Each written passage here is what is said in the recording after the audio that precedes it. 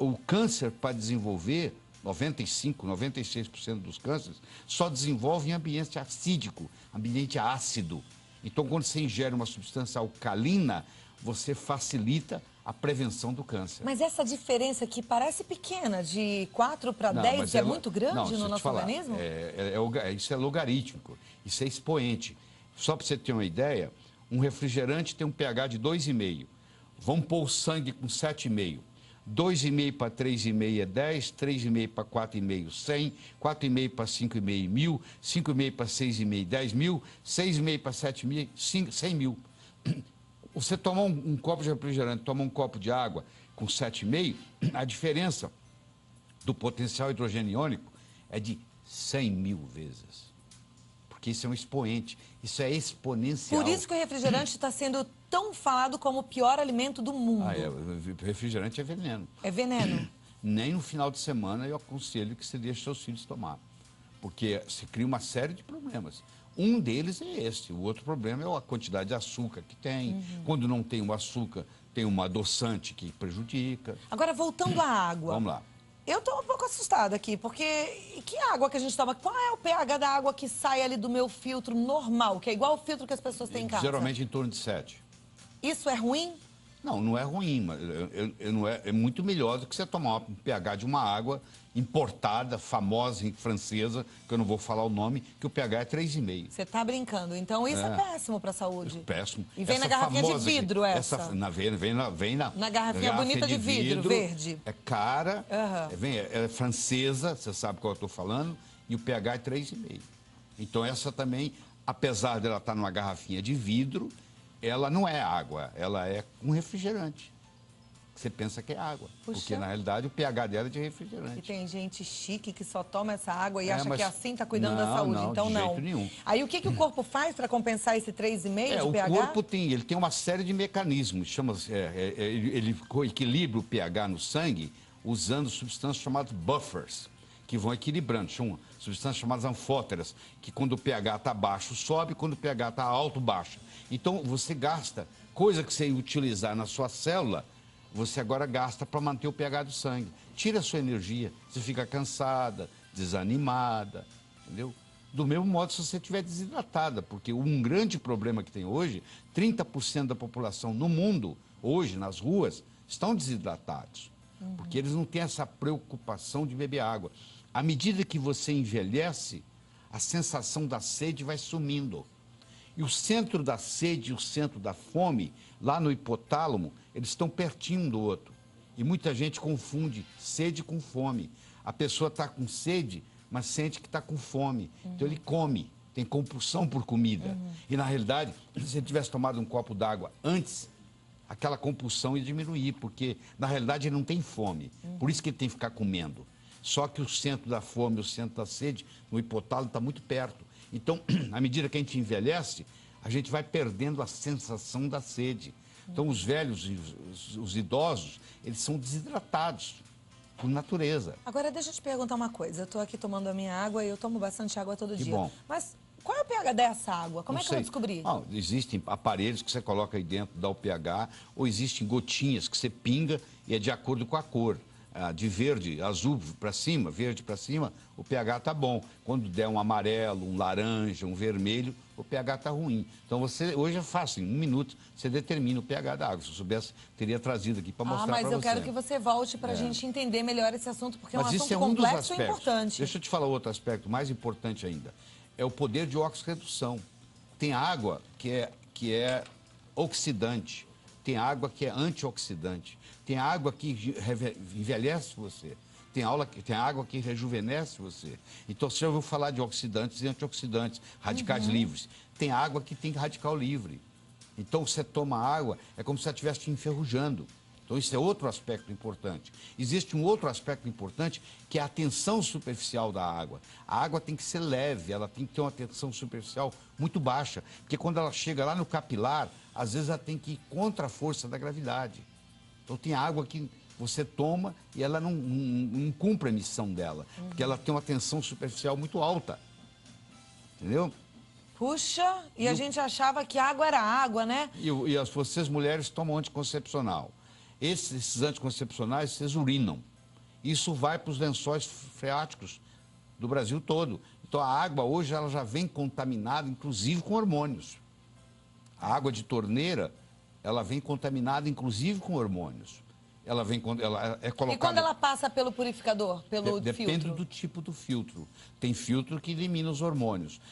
Tem filtro, por exemplo, que tira o cloro. Até o cloro do chuveiro te faz mal.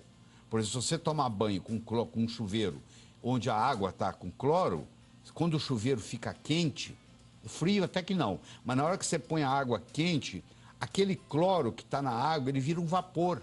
E você absorve aquilo dentro do banheiro e não está sabendo. Então, hoje existem filtros, principalmente nos Estados Unidos, está chegando ao Brasil, onde você coloca o filtro no chuveiro. Então, só pelo cloro. Então, o filtro não deixa passar o cloro. Então, você toma um banho de chuveiro sem cloro. Aí você pode tomar banho de chuveiro quente, porque você não vai ter esse problema. A mesma coisa, Cláudia, em uma sauna úmida. Eu recomendo no Brasil você fazer sauna seca. Não faça sauna úmida, porque para fazer sauna úmida, a água tem que ser tratada com ozônio. Se ela for tratada com cloro, na hora que der o vapor, aqueles vapores ali são gases de cloro. Então, piscina aquecida com cloro é um veneno? Também é. Esse é outro problema. Piscina com cloro, se você nadar nela todo dia, você vai terminar com hipotiroidismo. Eu já tive caso recentemente de uma pessoa que nadava 3 vezes por semana durante 10 anos e estava com um quadro de hipotiroidismo gravíssimo, que ninguém fazia o diagnóstico, e essa pessoa estava intoxicada com cloro. Porque o cloro, ele briga com o iodo na sua tireoide. O flúor, o cloro, o bromo e o iodo são primo-irmãos.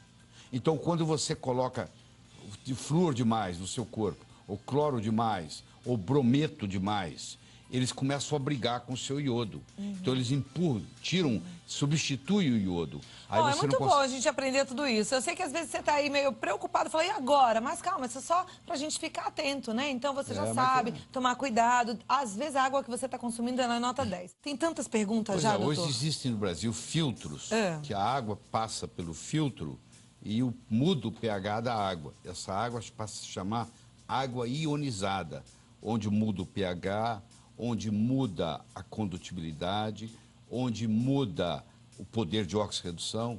Então, essas tecnologias estão chegando aos pouquinhos. Olha que bom a gente saber. A pergunta é da Maria Elisa, ela diz que tem 42 anos, está concorrendo aos livros, gosta muito de água com gás. Pergunta se faz mal para a saúde. Se o gás nasceu com a água, ou seja, se a fonte da água já é gasosa, não tem problema. Agora, se o gás é acrescentado na água, aí o pH baixa muito. Ela tem que ver qual é o pH da água gasosa que ela está tomando. A Daniela gostaria de saber se é seguro tomar água de mina. Não, depende da mina, porque existem minas que estão contaminadas. Você tem que pedir uma avaliação, isso é fácil fazer análise da água, em qualquer cidade, se é possível. Uma vez feito a análise, você fica mais tranquilo. Ok. A Terezinha Tomás, boa tarde, eu faço parte de uma empresa que trabalha com um aparelho que dá água alcalina. Sim. E ela gostaria que a gente falasse um pouquinho mais dessa água. Pois é, eu estava dizendo, existem aparelhos, são filtros, que além de da água passa por esses aparelhos, eles fazem a filtragem, eliminam as impurezas e, por um processo tecnológico, muda o pH da água. E uma água que, por exemplo, de torneira, que entra com pH 7, ele pode sair na hora de você beber com pH 9. E aí faz aquela compensação. E além de mudar o poder de oxirredução, ela pode entrar uma água oxidante e sair do aparelho uma água antioxidante. E aí já complementa, isso já responde a pergunta da Terezinha Tomás, ela é de Belém, a turma toda de Belém está assistindo ao programa hoje. Ela pergunta diz que lá a água é contaminada, ácida, e se esse aparelhinho deixaria a água alcalina e boa assim, né? Esses filtros, em geral, mudam o pH, além de cuidar da impureza, muda o pH. Você tem que tomar cuidado para ver que filtro que você vai adquirir. A Patrícia do Carmo, ela é de Eunápolis, na Bahia. Ela diz que comprou um filtro de barro e a água está com um gosto horrível de barro. Pode fazer mal à saúde? É difícil, porque eu não sei qual o filtro que ela adquiriu. Mas filtro de barro é uma coisa boa? Não necessariamente é ruim, não.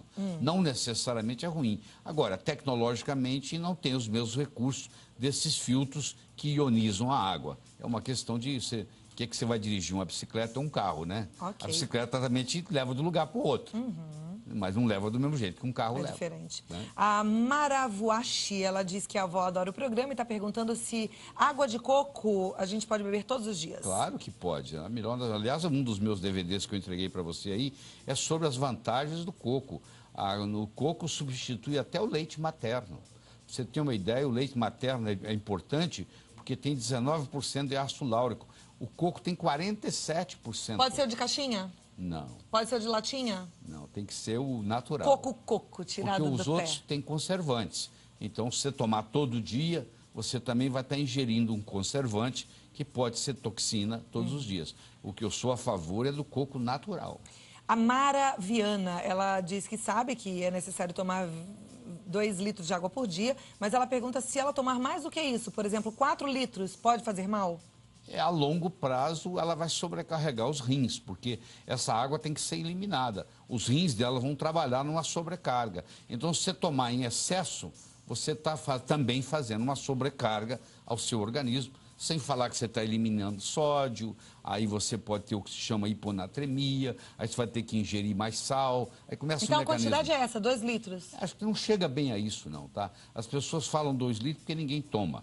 Mas, na realidade, se você tomar 6 copos d'água por dia, você está ótima. Tá bom. Tá bom. A Débora Exposito pergunta se é verdade que em todas as águas há restos de fezes.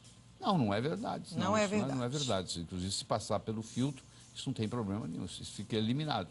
A Maria Luísa Marino, ela é de Itatiba, São Paulo, diz que tem hipotiroidismo. E o médico recomendou a tomar bastante iodo. Isso é correto? É correto, sim. O iodo ajuda a sobremaneira. Nós temos 90 e tantos % da população no mundo é deficiente de iodo. E o iodo tem que ser a chamada solução de Lugol. É o iodo misturado com iodeto, o médico seu vai te orientar. Você coloca 1 ou 2 gotas num copo d'água e toma uma vez por dia. Isso resolve bócio, trata cisto de mama, trata cisto de ovário. E pode ser uma água iodada? Pode ser uma água iodada, é claro que pode. A Ana Lúcia de Santo André diz que aliás, o sal brasileiro é iodado. Há muitos anos atrás, colocou-se iodo no sal. Mas como as pessoas têm salfobia, porque o sal pode aumentar a pressão, eles procuram não ingerir sal, a grande maioria. E aí acaba não ingerindo o iodo que o governo colocou no sal. Entendeu? A Ana Lúcia de Santo André, ela diz que tem pedra e cisto nos rins e gostaria de saber qual é a melhor água para o caso dela. Tá, a água sua que você tem que ingerir, a água alcalina vai ajudar. A grande maioria das pedras no rins é oxalato de cálcio. Um outro produto que não vai deixar você ter crise renal é você fazer uso de magnésio. Cloreto de magnésio, por exemplo. São embalagens de 33 gramas, que é baratíssimo, menos de R$1, e você coloca num litro e bebe por dia aquilo. O cloreto de magnésio é uma prevenção e tratamento contra a litíase renal, que é o que você tem, que é cálculo nos rins. Muito bom, hein? Gildete, do Distrito Federal, ela toma água sem filtrar. Antes, ela coloca diretamente no recipiente de vidro e toma bem gelada. Ela pergunta quais são os cuidados que ela deve tomar nesse caso. Lá onde ela mora, se a água lá tem uma qualidade boa e não tem um pH muito baixo, eu não vejo problema nenhum. A Elaine Mota diz que tem uma filha especial e que, devido aos engasgos, como ela é especial, ela engasga, com os líquidos, ela toma água com espessante alimentar. Isso modifica a função da água no seu organismo? Não modifica não. Não tem problema nenhum fazer com espessante. Aliás, parte da água, 40% da água que nós tomamos por dia vem na forma de alimentos. Por isso, quando a gente fala 2 litros, na realidade é 1 litro e qualquer coisa, porque o arroz tem água, o feijão tem água. Então, parte dos 2 litros por dia vem dos alimentos. A Maria Gorete pergunta se a água de coco faz mal para quem tem diabetes. Não, pelo contrário. Existem estudos mostrando que nas ilhas onde predomina na alimentação o coco, não existe diabetes. E pessoas que passam a ingerir ou o óleo de coco ou a água de coco, em geral, tem que diminuir a dose de insulina, se tomam insulina. Okay. É benéfico. Eu queria passar a tarde toda conversando com o Dr. Laí Ribeiro, né? Uma fonte de cultura e conhecimento e nos ajudou bastante a entender sobre esse assunto. Fico feliz. Mas volta pra gente conversar um pouquinho mais sobre outros também, ok? Tá bom, querido. lairribeiro.com.br é o site, www.lairribeiro.com.br.